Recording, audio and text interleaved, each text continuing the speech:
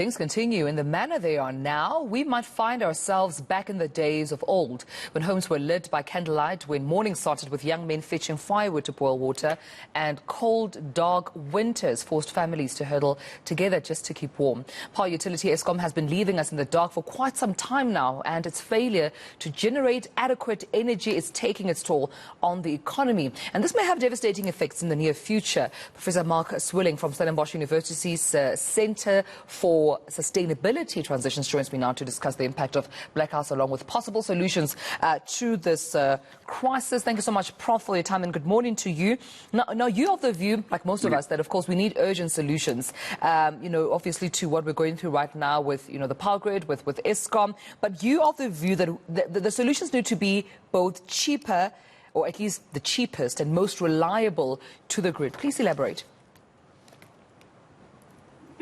Well, the bottom line is we need a lot of new generation on the grid as quickly as possible and as affordably as possible.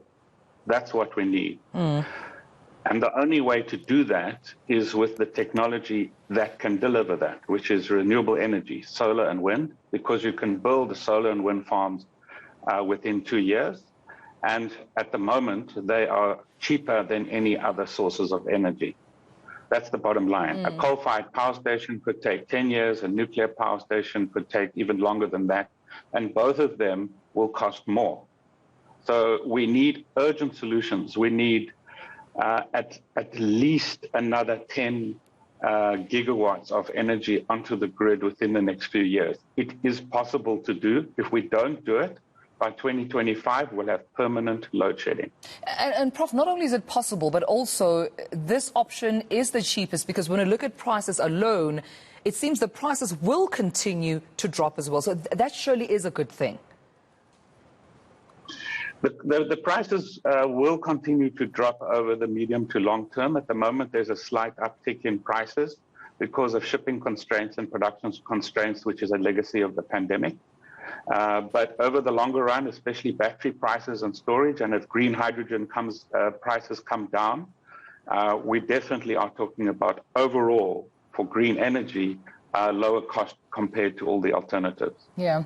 I want to also talk about, South Africans lamenting the two biggest problems that they have right now, lockdown being one of them, but also load shedding. Just take me through, obviously, the economic effects that we also know, but the danger that comes to our economy should we not, of course, implement the solutions you bring to the table. Well, the biggest danger is that the grid collapses. So load shedding is not Eskom punishing us or anything like that. The load shedding is about making sure that the grid doesn't collapse by limiting demand.